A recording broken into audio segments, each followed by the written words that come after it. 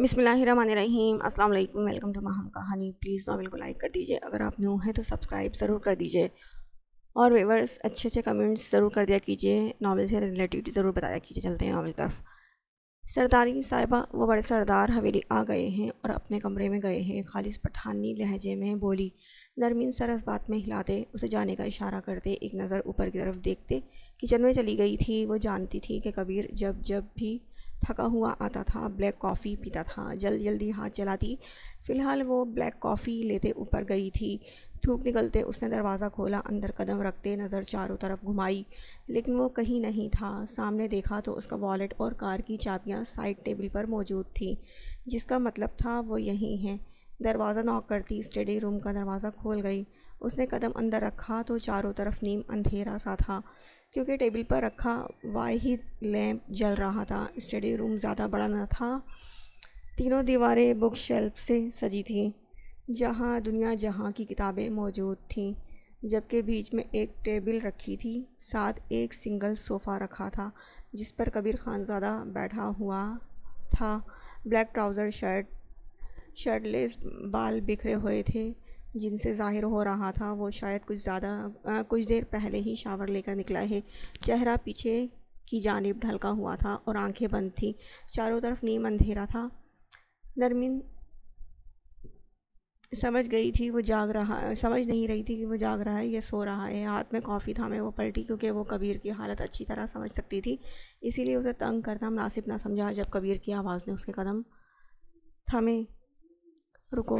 نرمین نے گردن موڑ کر اسے دیکھا، لیکن وہ ویسے ہی بیٹھا تھا۔ اس کے جسم میں کوئی حرکت یا جنبش نہیں ہوئی تھی، لیکن اس کی آواز سے اندازہ ہو گیا تھا وہ جاگ رہا ہے۔ وہ پلٹی، لیکن سمجھ نہ آیا کیا کرے۔ جب کبیر نے سر اٹھایا، آنکھیں کھولتے اسے دیکھا، جو گہرے نیلے رنگ کے سوٹ میں دوپٹہ اچھے سے کندھے پر پھیلائے، آدھے بالوں کو کیچر میں باندھے، دھلے منہ کے ساتھ اس کے سامنے کافی کا کپ لیے کھڑی تھی۔ یہاں آؤ۔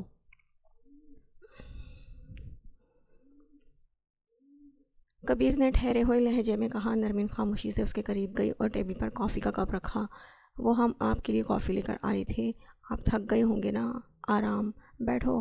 نرمین کی بات بیچ میں ہی کاٹتے کبیر نے حکم دیا تھا۔ جب نرمین اس کی سرد آواز اور اجنبی لہجہ سن کر ٹھہری اور پھر اس کی کائی سی گہری آنکھوں میں غور کیا، جو حد درجہ لال ہو رہی تھی، شاید رات بھر جاگنے اور تھکاوٹ کے باعث اس کی آنکھیں دیکھ نرمین کو خوف سا آیا تھا، لیکن اس کی بات پر غور کرتے نرمین یہاں وہاں دیکھنے لگی، جیسے بیٹھنے کی جگہ تلاش کر رہی ہو، جبکہ اس روم میں صرف ایک ہی صوفہ تھا جس پر کبیر خانزادہ خود بیٹھا ہوا تھا۔ نرمین کو یہاں وہاں دیکھ کبیر نے ایک جھٹکے سے اس کا ہاتھ ایک جھٹکے میں کھینچا تو وہ اسی صوفے پر کبیر پر گری۔ کبیر نے اسے کمر سے تھاما، جس کا دل اچانک اس حرکت پر رک کر دھک دھک کر کے دھڑکنے لگا تھا۔ وہ آنکھیں پھاڑے اسے دیکھ رہی تھی، جبکہ کبیر کے رویے سے اسے ایک عجیب سا ڈر لگ رہا تھا۔ نیم اندھیرے میں کبیر نے اس کا چہرہ دیکھا، جو چاند کی طرح چمک رہا تھا، جس کے چہرے پر خوف کے ہلکے ہلکے تاثرات دیکھ کر بھی کبیر کے چہرے پر بلا کی سرد مہری ٹھہری ہوئی تھی۔ اپنی انگلیوں سے اس کے چہرے پر آتی لٹوں کو پکڑتے کبیر نے اسے مزید قریب کیا۔ تمہیں پتہ ہے کیا ہوا ہے؟ کبیر کی نظریں اپنے ہاتھ میں تھامی اس کی لٹ پر تھیں، جبکہ چہرہ اور لہجہ دونوں سنجیدہ تھے۔ نرمین نے تھوک نکلا، لیکن کوئی جواب نہ دیا۔ زرغام خانزادے نے میری بہن کو اپنی نفرت کی بھینٹ چڑھا دیا۔ کبیر کے چہرے پر سمجھنے سے بھی کوئی تاثر سمجھ نہ آیا نرمین کو، جس کے آواز بہت دھیمی سرد سی تھی۔ ہاتھ ابھی تک نرمین کی لٹوں کو سنوار رہے تھے۔ وہ شروع سے اس کے ساتھ خوش نہیں تھی۔ میں اس کا بھائی ہوں، محسوس کر سکتا تھا، اسی لیے، لیکن وہ سہمی اپنی زبان سے مجھے نہیں بولی تھی۔ کبیر نے نظریں اس کی لٹوں سے ہٹا کر اس کی آنکھوں میں دیکھا، جو نم تھی، شاید وہ اسرا کی ہر تکلیف کو جانتی تھی۔ کبیر نے سپاٹ چہرہ لیے اس کے ہونٹوں کے نیچے چھپے اس دل کو دیکھا تو اسے انگوٹھے سے سہلانے لگا۔ میں ہمیشہ سے پوچھتا تھا گڑیا تم خوش ہو، اور وہ ہمیشہ کہتی تھی جی لالا ہم بہت خوش ہیں۔ وہ ٹھہر کر دھیمی آواز میں ہر لفظ کہہ رہا تھا۔ کبیر کی نظریں اس کے دل پر جمی تھیں، جبکہ نرمین کی آنکھ سے آنسو ٹوٹ کر اس کے ہاتھ پر گرا تھا، لیکن کبیر نظر انداز کرتے اس دل کو ہی دیکھتا رہا، سہلاتا رہا، اور کل اس کے ہر رویے سے مجھے لگا کہ کچھ ٹھیک نہیں ہے، نہیں ہے، نہیں ہے۔ میں نے اس سے پوچھا کہ بتاؤ سب ٹھیک ہے نا؟ اس نے پھر وہی جملہ دہرایا کہ جی لالا سب ٹھیک ہے۔ کبیر ہلکا سا مسکرا دیا، درد بھری مسکراہٹ تھی، لیکن پھر ہونٹ سکڑ گئے، نظریں اسی دل پر جمی ہوئی تھیں۔ میں اسے روکنا چاہتا تھا کیونکہ کل میرا دل بہت گھبرا رہا تھا، میں نہیں چاہتا تھا کہ وہ واپس جائے، اور اسے روکنا چاہا، لیکن زرغام خانزادہ نے ایسا نہیں ہونے دیا تھا۔ کبیر نے نظر اٹھا کر اس کی نظروں میں دیکھا جو اس کی باتوں کو سمجھنے کی کوشش کر رہی تھی، پھر اس کے چہرے سے بال سنوارتا وہ اس کے بالوں کو کیچر سے آزاد کر گیا، جسے دیکھ نرمین ناسمجھی سے اسے دیکھنے لگی تھی، لیکن کبیر اگنور کرتے انہیں ایک ہاتھ سے آہستہ آہستہ سنوارنے لگا۔ وہ اسے اپنے ساتھ لے گیا، اس کا محافظ بن کر، لیکن پھر نفرت کی آگ میں جلتے اس نے میری معصوم بہن کو بیچ سڑک پر اکیلے تنہا چھوڑ دیا، جو کوئی کسی دشمن کے ساتھ بھی نہیں کرتا۔ اس نے وہ میری بہن کے ساتھ کر دیا، صرف اس لیے کیونکہ اسرا کبیر خانزادہ کی بہن ہے۔ کبیر نے نرمین کی آنکھوں میں دیکھا اور اس بار اس نے پلکیں نہیں جھپکائیں۔ وہ اپنی سرخ آنکھوں سے اسے دیکھتا رہا کہ اس کی آنکھوں کو دیکھ نرمین کے رونگٹے کھڑے ہو گئے۔ تمہیں پتہ ہے، اگر مجھے پتہ ہوتا کل رات کہ وہ میری بہن کے ساتھ ایسا سلوک کرتا ہے تو میں زمین آسمان ایک کر دیتا، لیکن اسے نہ جانے دیتا۔ یہ الفاظ کبیر نے نرمین کی آنکھوں میں دیکھ کر کہے تھے، جسے دیکھ نرمین نے تھوک نگلتے نم آنکھوں سے اسے دیکھا۔ کبیر کے رویے کی وجہ سے ڈر کے مارے نرمین کی سانسیں رک رہی تھیں، اور میں اچھی طرح جانتا ہوں کہ تم سب جانتی تھی اسرا اور زرغام کے تعلقات کے بارے میں۔ سیدھے ہاتھ سے اس کی کمر کو تھامے وہ الٹے ہاتھ سے اس کے بال سنوارتا، سرد نظریں اس کے ہونٹوں پر جمائے بولا تھا، جبکہ اس کے الفاظ سن کر نرمین سنسی ہو گئی تھی۔ پلکوں کو بنا جنبش دیے وہ اسے دیکھ رہی تھی، جو اس کے ہونٹوں سے نظریں ہٹاتا اب اس کی آنکھوں میں دیکھ رہا تھا۔ کئی لمحے گزر گئی، وہ یوں ہی سرد نظروں سے اسے دیکھتا رہا، جبکہ نرمین نم آنکھوں کو جھپکتی الفاظ تلاش کرنے لگی۔ خاقان ہم وہ اسرا، وہ ٹوٹے پھوٹے الفاظوں کو جوڑنے کی کوشش کر رہی تھی جب کبیر نے اس کی تھوڑی تھامی۔ میں نے تم سے پوچھا تھا، اگر تم مجھے بتا دیتی تو میں اسے روک لیتا، وہ اس زرغام کے ساتھ نہ جاتی، اس کے ساتھ یہ سب نہ ہوتا، آج وہ اس تکلیف سے نہ گزر رہی ہوتی، اس کی زندگی میں یہ دن نہ آتا۔ کبیر نے سرد لہجے میں دھیمی آواز میں اس کی آنکھوں میں دیکھ ایک ایک الفاظ ادا کیا تو نرمین کی آنکھوں میں تیزی سے آنسو جمع ہونے لگے۔ وہ نفی میں سر ہلانے لگی۔ میں نے کہا تھا نا، مجھ سے کبھی کچھ مت چھپانا، میں سب برداشت کر لوں گا، لیکن یہ حرکت برداشت نہیں کروں گا۔ نرمین کبیر خانزادہ اور اس کے کان کے قریب جھکتا ابھی بھی سرد لہجے اور دھیمی آواز میں بولا تھا کہ نرمین کے ٹپ ٹپ آنسو بہنے لگے تھے۔ میں نے کہا تھا نا کہ میں لوگوں پر اعتبار بہت ڈر ڈر کر کرتا ہوں، اور تم پر دل و جاں سے کیا ہے، میرا مان کبھی مت توڑنا۔ اس کے کان کے قریب دھیمی سرگوشی کرتا وہ سپاٹ لہجے میں بول رہا تھا، جبکہ گرفت حد درجہ سخت ہوتی جا رہی تھی نرمین پہ۔ خان ہم آپ کو بتانا چاہتے تھے، وہ اٹکتی کانپتی اپنے الفاظ جوڑنے لگی جب وہ اس کی بات بیچ میں کاٹ گیا۔ مجھے نہیں سننا، تم مجھے کیا بتانا چاہتی تھی اور کیا نہیں، میں صرف اتنا جانتا ہوں، اگر تم مجھے بتا دیتی تو شاید آج وہ نہ ہوتا جو ہو گیا ہے۔ اس کی دھیمی سرگوشی نما آواز اور اس پر ظلم، اس کے الفاظ نرمین کی سانسیں بند کر رہے تھے۔ ہمیں معاف کر دیں۔ نرمین کے الفاظ سنتے کبیر نے چہرہ اٹھا کر ماتھے پر بل ڈالے اسے دیکھا تھا۔ کس بات کی معافی جانم، تمہیں تو سب معاف ہے۔ اس کی بات سنتے نرمین نم آنکھیں لیے ناسمجھی سے اسے دیکھنے لگی تھی۔ لیکن آئندہ کبھی خود پر بھروسہ کرنے کا مت کہنا، یہ نہیں ہو پائے گا مجھ سے۔ وہ پھر اس کے چہرے سے لٹے سنوارتا اس کی آنکھوں میں دیکھتے بولا تھا، جو ساکت سی اسے دیکھ رہی تھی۔ خان ہم نے آپ سے کوئی جھوٹ نہیں بولا تھا، وہ دبی دبی آواز میں احتجاج کرتی ہوئی بولی تھی، آنکھوں سے لگاتار موتی ٹوٹ کر گر رہے تھے۔ تم نے کچھ بھی نہیں بولا تھا جانم، میں پوچھتا رہا تم سے، تم نے کچھ نہیں بولا، تم نے یہ نہیں کہا کہ خان اسے روک لیں، وہ خوش نہیں ہے وہاں، تم نے مجھ پر بھروسہ نہیں کیا، تم نے کہا کہ وہ اس کا شوہر ہے، وہ اسے کچھ بھی کہہ سکتا ہے اور کرنا اس کا فرض ہے، تمہیں مجھ پر بھروسہ نہیں تھا، تمہیں لگا تم خود بہتر سمجھتی ہو، اسی لیے مجھے بتانا تک ضروری نہیں سمجھا۔ کبیر نے اس کے ہاتھوں کی انگلیوں کو تھامتے انہیں سہلاتے سخت لہجے میں بولا، لیکن انداز میں بے تحاشا نرمی تھی کہ نرمین نے شکوہ کناں نگاہوں سے اسے دیکھا۔ ایسی بات نہیں ہے خان، ہمیں آپ پر پورا یقین ہے، وہ احتجاجاً بولی تو اچانک کبیر نے اس کی گردن میں ہاتھ دیتے اس کا ماتھا اپنے ماتھے سے ٹکایا جس پر وہ سختی سے آنکھیں میچ گئی تھی۔ تمہیں لگتا ہے کہنے سے یقین ظاہر ہوتا ہے؟ وہ غرایا تھا اس کی بند آنکھوں کو دیکھ۔ تم مجھ پر یقین کرتی تو میں مانتا۔ وہ اپنی ہری آنکھیں اس کے چہرے پر گاڑتے ہوئے بولا تھا جبکہ گردن پر گرفت سخت تھی، لیکن اتنی نہیں کہ اسے تکلیف ہوتی۔ خان ایک بار آرام سے ہماری بات سن لیں، ہم آپ کو سب بتاتے ہیں۔ وہ اپنی گردن پر رکھے اس کے ہاتھ پر اپنا ہاتھ رکھتی بولی تو کبیر جھٹکے سے اس کی گردن آزاد کر گیا۔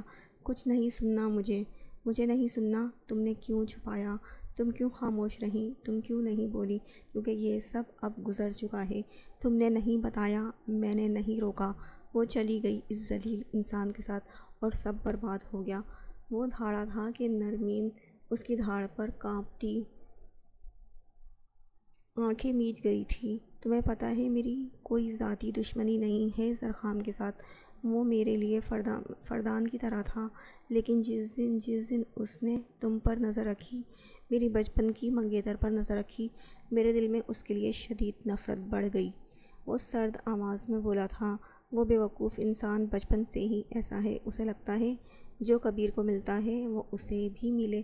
وہ میری چیزیں دیکھ کر ہمیشہ حسد کا شکار ہوتا تھا، اسے بچپن سے ہی وہی چاہیے ہوتا ہے جو میرے پاس ہوتا ہے، اس لیے نہیں کہ وہ اسے پسند آ جاتا تھا، بلکہ اس لیے کیونکہ وہ میرے پاس ہوتا تھا۔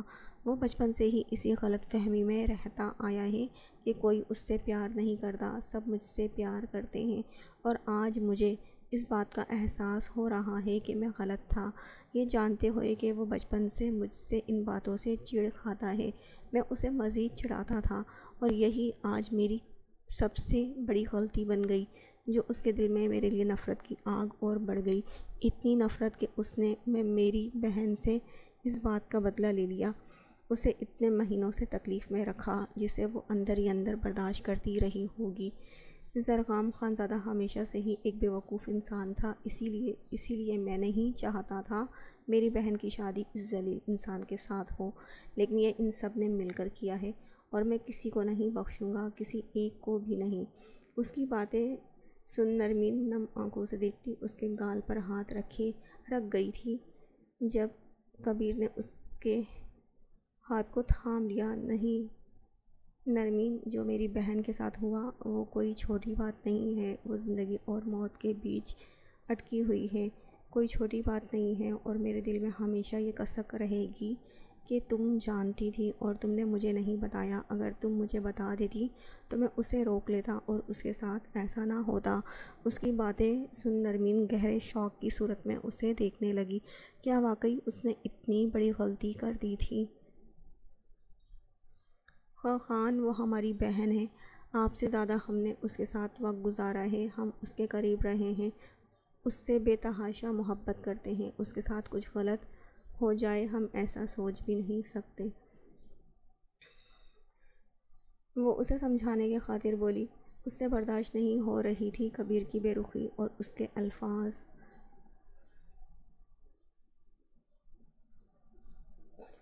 تم ایسا نہیں چاہتی تھی، لیکن پھر بھی ایسا ہو گیا کیونکہ تم نے مجھے اس قابل نہیں سمجھا، لیکن تمہیں کوئی حق نہیں پہنچتا ڈیم اٹ کہ تم مجھ سے میری بہن کے متعلق اتنی بڑی بات چھپاؤ۔ اس نے نرمین کی دونوں کلائیاں سختی سے اپنے ہاتھ میں تھامیں، پہلے الفاظ دھیمے لہجے میں اور آخری الفاظ غراتے ہوئے بولے تھے کہ نرمین کی جان نکل گئی تھی، اس کے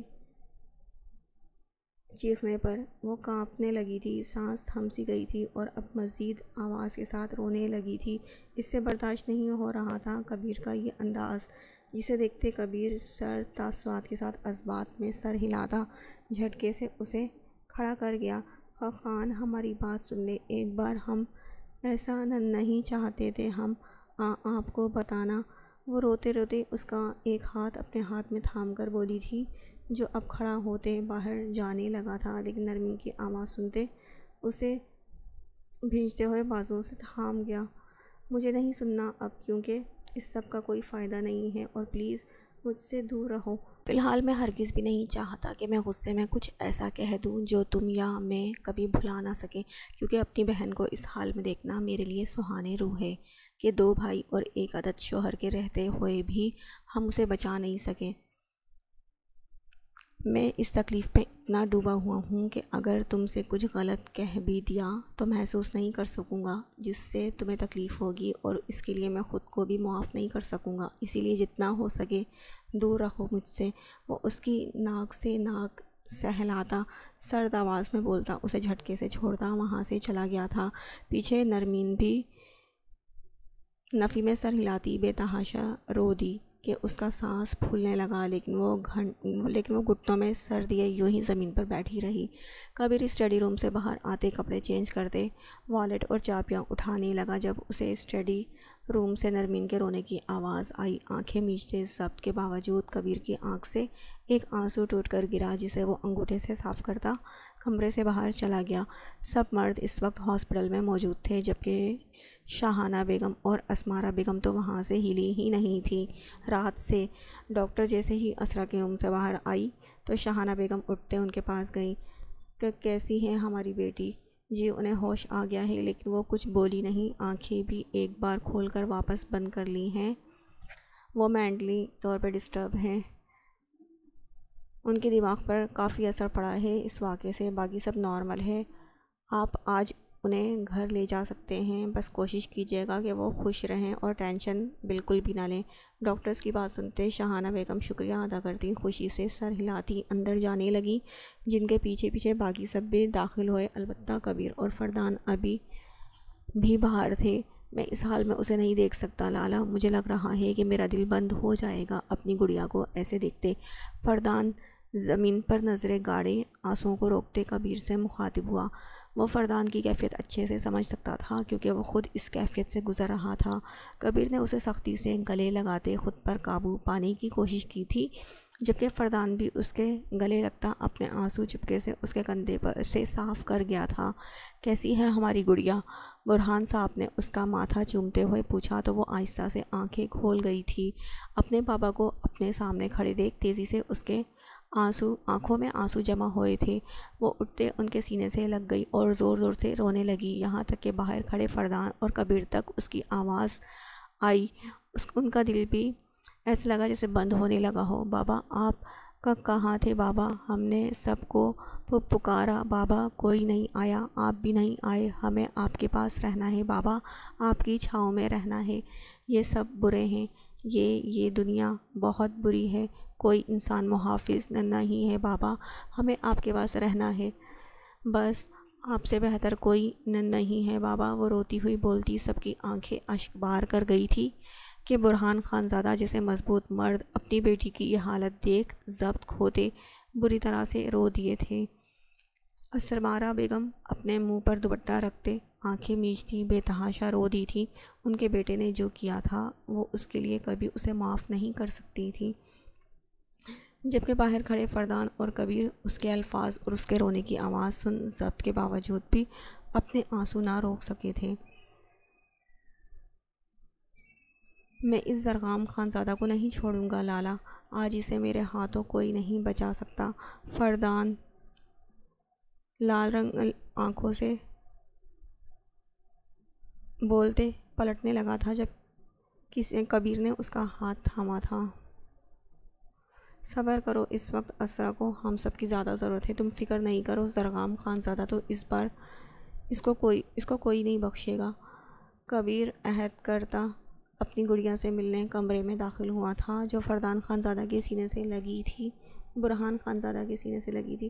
اس نے کسی کو نظر اٹھا کر بھی نہیں دیکھا تھا، نہ وہ کسی کو دیکھنا چاہتی تھی، بس اپنے باپ کی چھاؤں میں رہنا چاہتی تھی کہ اس سے زیادہ محافظ جگہ اسے کوئی اور نہ لگی تھی۔ دیکھیں، میں نے آپ لوگوں کو پہلے بھی کہا تھا، پیشنٹ کو اسٹریس مت دیجیے گا، پلیز انہیں سنبھالیں، ان کی صحت کے لیے یہ سب ٹھیک نہیں۔ اسرا کی رونے کی آواز سنتے ڈاکٹر کبیر سے بولی تھی، جو سر اس بات میں ہلاتا، برہان خان زادہ کے کندھے پر ہاتھ رکھتا انہیں سنبھلنے کا اشارہ کر گیا تھا۔ ڈاکٹر نے آگے بڑھتے اسرا کو نیند کا انجیکشن دیا، جس کے باعث کچھ دیر میں ہی وہ آہستہ آہستہ نیند کی وادیوں میں چلی گئی تھی، جبکہ اس کی حالت دیکھ سب کی آنکھوں میں آنسو جمع تھے۔ شام ہوتے ہی سب اسے خان حویلی لے کر روانہ ہوئے، جو نیم غنودگی میں تھی، سر پر پٹی بندھی تھی، جبکہ نچلے ہونٹ پھٹا ہوا تھا، چہرہ پیلا زرد ہو رہا تھا۔ ایک رات میں وہ کھلا ہوا پھول بری طرح سے مرجھا گیا تھا۔ برہان خان زادہ کے سینے سے لگی وہ حویلی میں داخل ہوئی تھی۔ نرمین اور راحمہ بھاگتی ہوئی اس کے قریب گئی تھیں۔ کیسی ہے اسرا آپ؟ راحمہ نے پوچھا تو وہ نظر اٹھا کر اسے دیکھنے لگی، آنکھیں نم ہونے لگیں۔ اسرا نے نظریں واپس جھکا لی اور اسبات میں سر ہلایا، جسے دیکھ راحمہ کی آنکھوں سے آنسو ٹپ ٹپ گرنے لگے، جنہیں وہ صاف کرتی ایک طرف ہو گئی، جبکہ نرمین اس کی یہ حالت دیکھ روتے ہوئے پلٹ گئی۔ اس سے برداشت نہیں ہوا تھا اس معصوم کو اس حال میں دیکھ۔ اسے بستر پر لٹا کر برہان صاحب اسی کے برابر میں بیٹھ گئے، جن کا ہاتھ وہ سختی سے تھامی ہوئی تھی۔ ہماری گڑیا کچھ کھائے گی؟ انہوں نے اس سے سوال کیا، جس کا اسبات میں سر ہلاتے اس نے جواب دیا تو راحمہ جلدی سے کچن میں جاتی اس کے لیے اورنج جوس لے آئی اور نرمین اس کے لیے سوپ تیار کرنے لگی۔ وہ دونوں اس سے تفصیل سے ملنے کا ارادہ رکھتی تھی، لیکن فی الحال وہ برہان خان زادہ کے علاوہ اس بار صرف شاہانہ بیگم کے گلے لگی تھی۔ تیسرا کوئی شخص نظر اٹھا کر اسے نہیں دیکھا تھا۔ فجر سے عشاء ہو گئی تھی۔ وہ بنا کچھ کھائے پیے وہیں بیٹھا رہا، جب اسے اسماعیل خان زادہ کی کال آئی، جسے دیکھ اس نے فوراً کال اٹھائی۔ کہاں ہو تم؟ سرد اور سخت آواز میں پوچھا گیا تھا۔ میں بابا، اسرا ٹھیک ہے نا؟ کیسی ہے وہ؟ زرغام نے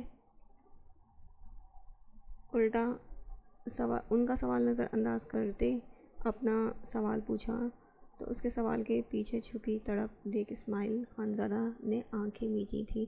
تم نے جو کیا ہے زرغام، اس کے لیے تمہیں کوئی معاف نہیں کرے گا۔ وہ بچی زندہ ہے، لیکن زندہ لاش بن گئی ہے۔ میں نے صرف اس لیے کال کی ہے تاکہ تم آؤ اور اسے دیکھو اور ساری زندگی اس کی اذیت کا اندازہ لگاؤ۔ کاش تم میرے بیٹے نہ ہوتے۔ اتنا کہتے اسماعیل صاحب نے فون رکھا تھا اور زرغام خان زادہ اپنے باپ کے آخری الفاظ سنتے خاموش ہوا تھا۔ وہ اسی نفرت کا حقدار تھا۔ اسے لگا تھا جیسے اس کے دل میں کسی نے خنجر گھونپ دیا ہو۔ ضبط کرتے وہ اٹھا اور اپنے گھر کی طرف روانہ ہوا۔ فردان ہارے ہوئے انسان کی طرح اپنے قدم اپنے کمرے کی طرف بڑھا گیا تھا۔ راحمہ کمرے میں آئی تو وہ بستر پر ٹیک لگائے آنکھیں بند کرتے ہوئے لیٹا تھا۔ اس کے برابر میں بیٹھتے راحمہ نے اس کے بالوں میں ہاتھ پھیرا۔ ٹھیک ہیں آپ؟ فردان نے اس کے الفاظ سنتے آنکھیں کھول کر اسے دیکھا، جو آف وائٹ سوٹ پہنے، ڈھیلا سا بالوں کا جوڑا بنائے اس کے پاس بیٹھی تھی، ہمیشہ کاجل سے سجی آنکھیں آج اس کے بنا اداس سی لگی تھیں۔ نفی میں سر ہلاتے فردان نے اچانک اس کی گود میں سر رکھا اور اس کے پہلو سے لپٹ گیا کہ راحمہ سانس روکتے اسے دیکھنے لگی، جس کا چہرہ چھپا ہوا تھا۔ اپنے ہاتھوں کو گیلا محسوس کرتا وہ چونکی، ہاتھوں سے اس کا چہرہ اٹھا کر اپنی طرف کیا تو دیکھا اس کی گھنی پلکیں گیلی تھیں۔ وہ رو رہا تھا۔ فردان خان زادہ آج پہلی بار اس کے سامنے ایسے بچوں کی طرح رو رہا تھا۔ فردان، یہ رو کیوں رہے ہیں آپ؟ ایسے نہیں روتے، دیکھیں سب ٹھیک ہو جائے گا، ہم آپ کے ساتھ ہیں، ہم سب اسرا کے ساتھ ہیں۔ اسے روتے دیکھتے وہ بھوکلائی، وہ خود بھی رونے بیٹھ گئی تھی۔ مجھ سے برداشت نہیں ہو رہا راحمہ، وہ جس طرح ڈر رہی ہے، چھپ رہی ہے، نظر اٹھا کر اپنے بھائیوں کی طرف نہیں دیکھ رہی، مجھ سے نہیں دیکھا جا رہا۔ فردان دیکھے، ہماری طرف دیکھے۔ راحمہ اس کا گال سہلاتی اسے پچکارنے لگی جیسے کسی بچے کو بہلا رہی ہو۔ اسرا کو کچھ نہیں ہوا، وہ ٹھیک ہے، ہمارے سامنے ہے، ہمارے لیے یہی بہت بڑی بات ہے۔ اور رہی حادثے کی بات، تو ہم سب کو مضبوط ہونا ہوگا۔ اگر ہم ہی ایسا کریں گے تو وہ کیسے پہلے جیسی ہوگی۔